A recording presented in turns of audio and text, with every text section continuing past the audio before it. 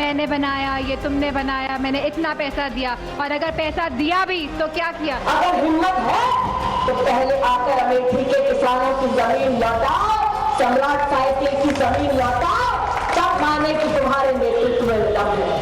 बहुत होने वाले हो रहे हैं, बहुत दुनिया है देश में, इस प्रदेश में बहुत साल हो गए। चुनाव नजदीक आया तो सैकई के राजकुमार ने अचानक अपनी म्यान से तलवार निकाली। कह रहे हैं कि हमारे कार्यकर्ता हमारे साथ बदसलूकी की है, ये झूठ उगल रहे हैं आप। गुंडों, बदमाशों, माफियाओं, अराजक, भ्रष्ट व सांप्रदायिक तत्वों के जंगल राज का खात्मा कर दिया जाएगा, सफाया कर दिया जाएगा। मैं अखिलेश और राहुल को कहूंगी, गधे से ही सीखो, अपने बाप दादों की कमाई नहीं खाता, बेचारा खुद मेहनत करता है। आप बताओ। नमस्कार, आपके साथ मैं हूं विशाल कालरा। दंगल में आज बात नारी शक्ति की, चाहे समाजवादी पार्टी हो या फिर बीजेपी, बीएसपी हो या फिर कांग्रेस, यूपी के चुनाव में इस बार महिलाओं का पूरा दमखम दिख रहा है।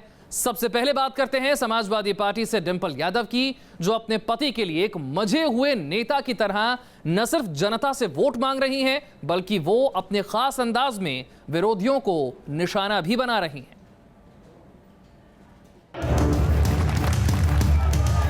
विपक्षी दल अपना मुंह खोलेंगे तो ये जहर उगलेंगे। आपका हौसला देख के तो लग रहा है मेरे से ही काम चल जाता। भैया को भी मजबूत बनाने का काम करेंगे। ये गठबंधन का हुआ इंजेक्शन हो गया। दौड़ के दिखा देना, 1 लाख भर्तियां हो जाएंगी जो पहले आएगा।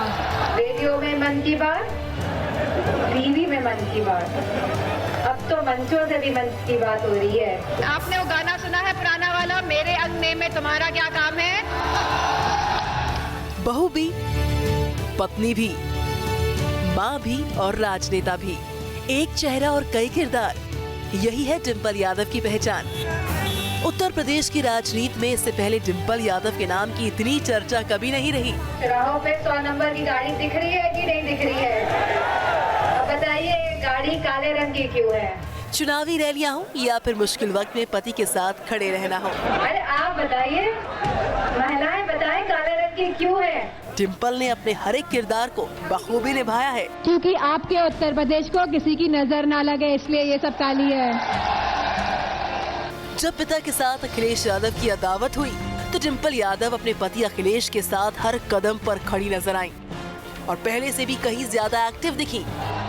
अखिलेश यादव, डिंपल यादव। आर्मी के रिटायर्ड कर्नल की बेटी डिंपल का यूँ तो सियासत से दूर दूर तक कोई लेना देना नहीं था, लेकिन आज समाजवादी पार्टी में वो नंबर 2 की हैसियत रखती हैं।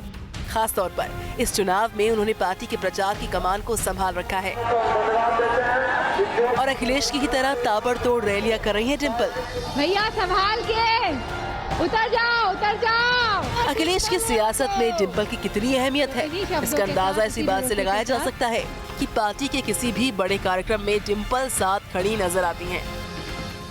इतना ही नहीं, एसपी कांग्रेस गठबंधन की भीतर की कहानी भी डिंपल के इर्द गिर्द ही घूमती है। सूत्रों की माने तो गठबंधन में बिगड़ती बात को भी डिंपल यादव ने ही संभाला था। ये गठबंधन का हुआ इंजेक्शन हो गया। इंजेक्शन का काम हो रहा है कि नहीं हो रहा? गठबंधन की वजह से दर्द हो रहा है लोगों को। यूपी में बीजेपी की मोदी लहर को काटने के लिए डिंपल यादव ने खुद मोर्चा संभाल लिया। जहां लोग मन की बात कर रहे थे, अब उनके मन में क्या है ये बात भी जुबान पे आ गई कि नहीं आ गई? वो वोटर से अपने उम्मीदवारों की जीत के लिए वोट मांगती है। पूर्वांचल में साइड में पहली बार आई हूँ मैं, और मुंह दिखाई देने का मुझे पूरा विश्वास है कि आप लोग करेंगे। और विरोधियों को उनके ही अंदाज में जवाब भी देती है डिंपल। वो गाना सुना है पुराना वाला, मेरे अंगने में तुम्हारा क्या काम है?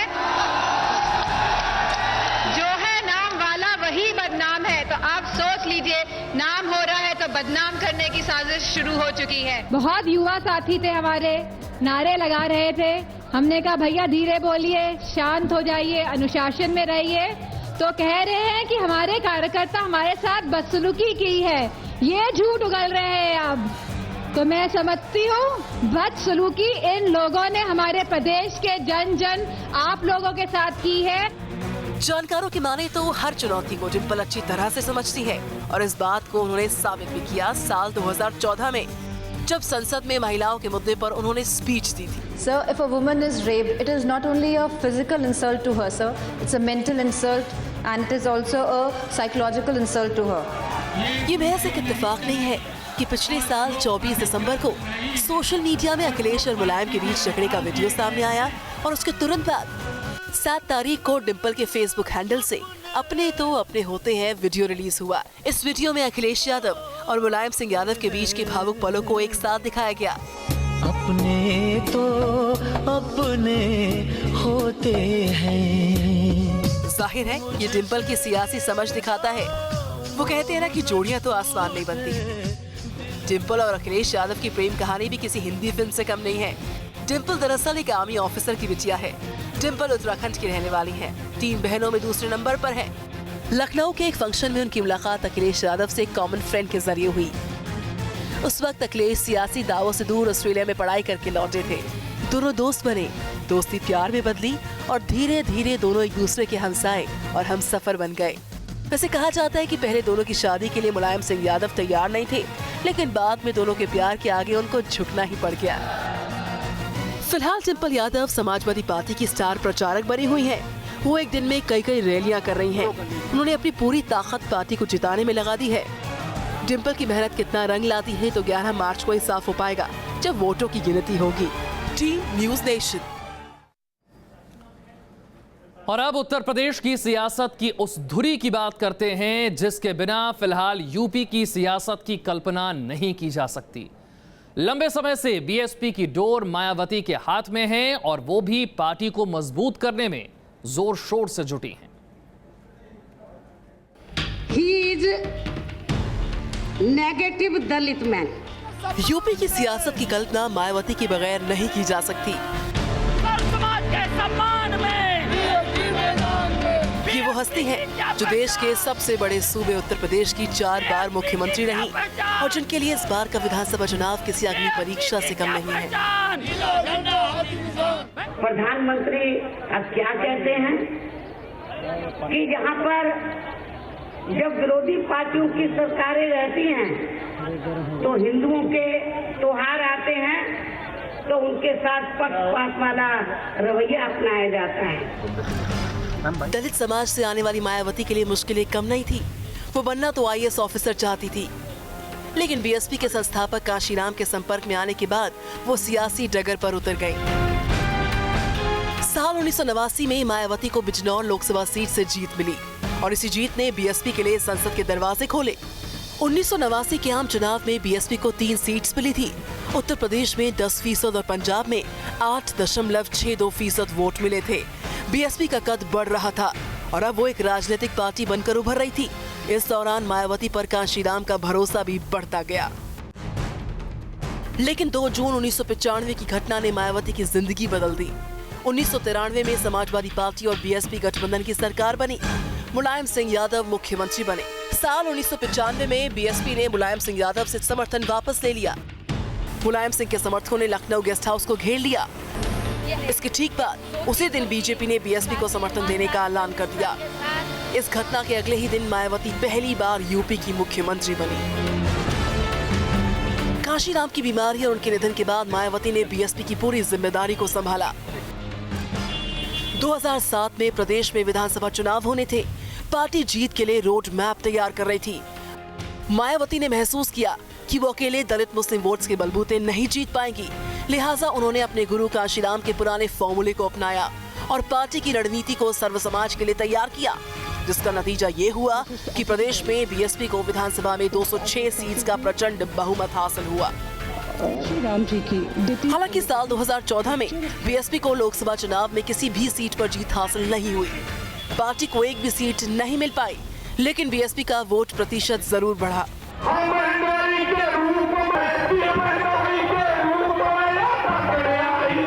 इस बार के विधानसभा चुनाव में उन्होंने अपनी पूरी ताकत झोंक दी। इन 3.25 वर्षों में किसी भी गरीब के खाते में केंद्र की सरकार द्वारा 1 रुपया भी जमा किया गया है। मायावती दावा कर रही हैं कि जीत उनकी ही होगी, लेकिन अहम सवाल ये है कि क्या वो साल 2007 का करिश्मा दोहरा पाएंगी? Team news nation. Shri Narendra UP की सियासत और विरासत की जंग में कांग्रेस की प्रियंका गांधी का भी नाम आता है और कांग्रेस के भीतर से अक्सर उन्हें कांग्रेस का चेहरा बनाने की मांग उठती रहती है। प्रियंका फिलहाल पूरी तरह से सक्रिय राजनीति में भले ही नहीं है, लेकिन कहा जाता है कि इस बार यूपी के चुनाव की रणनीति में प्रियंका गांधी की भागीदारी साफ तौर पर देखी गई है। पंडित नेहरू से इंदिरा गांधी तक, राजीव गांधी से लेकर सोनिया गांधी तक, राहुल से लेकर प्रियंका गांधी तक, सियासत में गांधी परिवार की विरासत को आगे बढ़ाने का जिम्मा जहां राहुल गांधी पर है, तो वहीं कांग्रेस के पास एक ऐसी नारी शक्ति है जिसकी तरफ कांग्रेस टकटकी लगाए देख रही है। राजनीतिक नक्शे पर हाशिए पर खड़ी कांग्रेस के लिए प्रियंका एक ऐसी संजीवनी का नाम बनती जा रही है जिसके दम पर पार्टी यूपी में सत्ता में लौटने का सपना देख रही है। यूपी में प्रियंका की मौजूदगी से ही कांग्रेस के कैडर में नई जान आ जाती है।